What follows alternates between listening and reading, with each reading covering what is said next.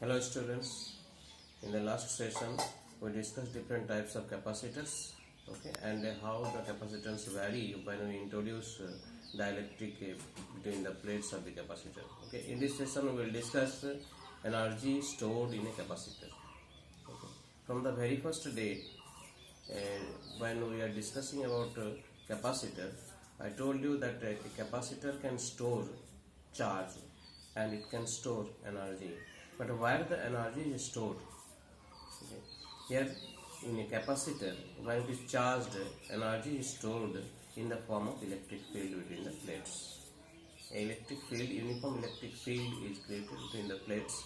In this electric field, energy is stored. Okay. But how to calculate energy stored? Okay, let us remember a capacitor plate. When two plates are charged, one is positively, another is negatively charged, this also creates a system of charge. And to find the energy stored in a system of charge, what we need to do? We need to calculate the work done. Work done in developing the system. Okay, if we can calculate the work done to charge the capacitor plates, then we can find the energy stored in it. Okay. So suppose this plate is a positive charge, this plate is negative charge. So what is happening when we are joining these two plates to a battery? Then what happens? One becomes positive, another becomes negative. But what happens in between? Okay. Let us discuss this and then we will be able to calculate the work done and hence the energy stored by the capacitor. Okay. Let me consider a capacitor and it is connected to a battery. Okay. And suppose V volt connected it, and one charge becomes positive, one charge becomes negative. But what happens during this charging? One charge becomes positive. What do you mean by this? This simply means that electrons are removed, some electrons are removed from the plate by the positive terminal. Okay, some electrons are absorbed by the battery. And here what happens? Some electrons are added to the negative plate. Okay, it means as a result or collectively what I can say, some electrons are transferred from one plate to another plate to the battery. This battery pumps some electron from positive plate to negative plate. This is very simple to say that electrons or charges are transferred from one place to another.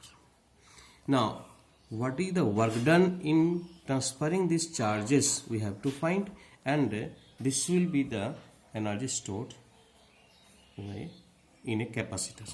Okay. Now let us consider a very simple method first. Work done equal to what? dW equal to V into dQ. Suppose dQ energy is transferred at a voltage V, then work done will be equal to V into dQ. Let us plot a graph.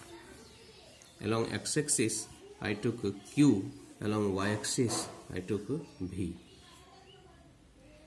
Obviously the graph will be a straight line as Q is proportional to V. Q is proportional to V, so this will be a straight line. Okay. Now let us consider a strip here, and this represents what dq charge changes from Q to Q plus dq, and at potential very small change, so potential is a V. Okay. Now the work done is equal to V dq. This work done equal to V dq. If we want to calculate the total work done in transferring the whole charge Q, then simply we have to integrate. And this integration, I know you know this, that area of the triangle OAB, and area of a triangle equal to half into OB, that is base into height. So what this base represent? This base represent Q and AB represents V. So half into Q into V. Okay. So this is the work done. We can find the same work done by integrating this. What? V dq from 0 to Q. But V equal to what we can write? V equal to Q by C dq 0 to Q, that equal to 1 by C into Q dq integration 0 to Q. This gives a Q dq integration, that is a Q to the power 2 by 2, that is half into Q square by C. Okay.